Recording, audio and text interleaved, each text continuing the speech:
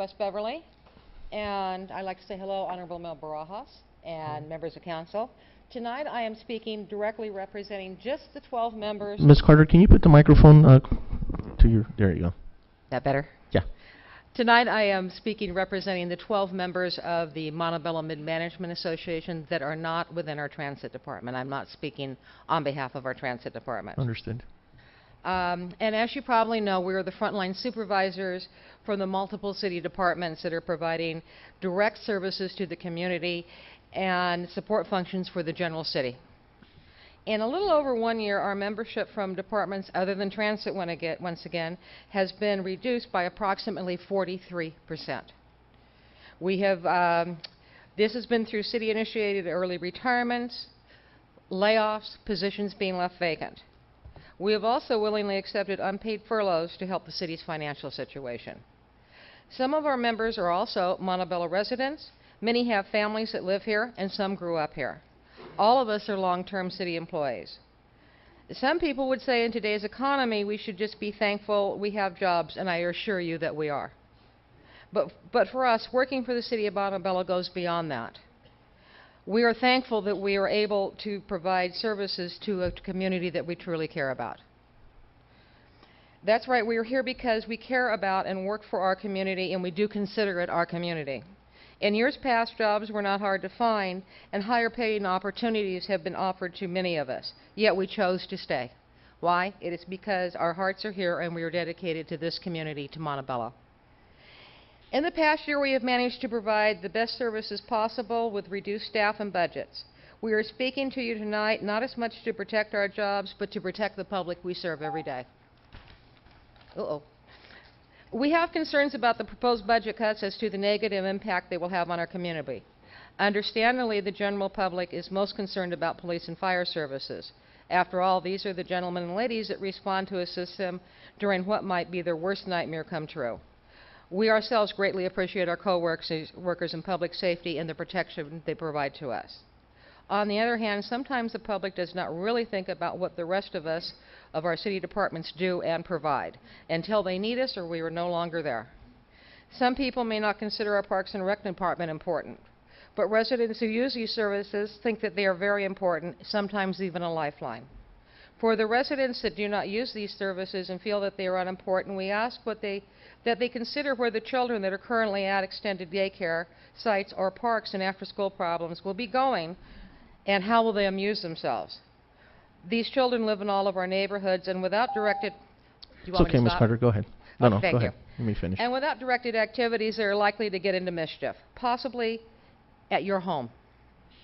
Parks and recreation programs are considered as a crime prevention tool. Without them, police calls for service will certainly rise. And not to mention many of our seniors who are alone, and their social activities revolve around our senior center. And how about the Planning and Community Development Department? Without the building division, nothing can be built or repaired, and the city will decline. The Planning Division, who needs them? We can let anyone build anything they want, anywhere they want, any neighborhood. We do believe, however, that our residents would be very upset if a large bar nightclub opened on their residential street and didn't even provide off-street parking. Our planning department is there to prevent that from happening and ensure proper construction in the city. And it's also their job to keep their neighborhoods peace and property valuables. Code enforcement, another division to protect property values and enhance the community. But is it really all that important? Cities have reduced their code enforcement or eliminated them altogether in recent budget crunches. In those cities, they are now finding they have experienced increased crime, increased fires, and decreased property values. Are these issues a concern to our community? They certainly are to us. Without our finance department, who will pay our bills, issue payrolls, deposit revenues, and handle money? Many of our employees are folks that general public will never even think about. They are unsung heroes in various maintenance divisions. City-owned buildings do not maintain themselves. The grass at parks and the golf course continues to grow, and things break that must be fixed. Those pesky little potholes certainly do not repair themselves. They just get bigger and bigger. And does it really matter if that stop sign by that school gets replaced after being knocked down?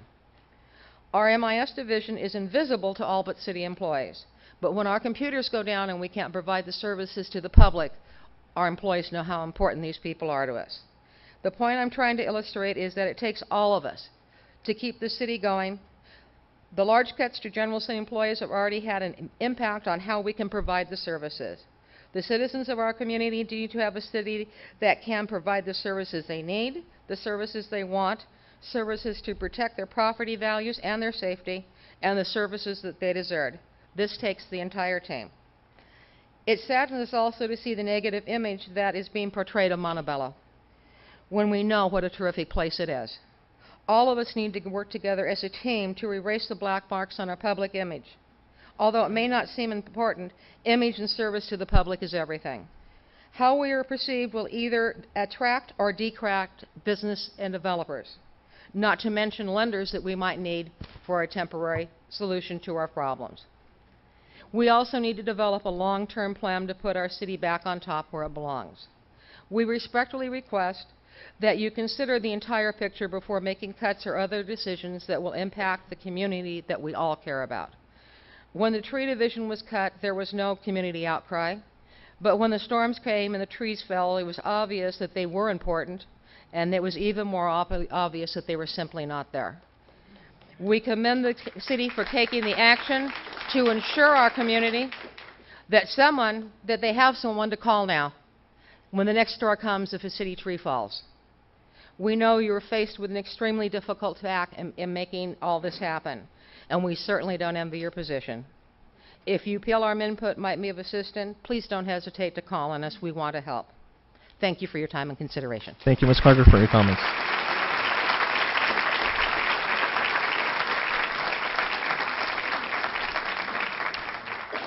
Okay, next speaker request card will be for Delia Delgado.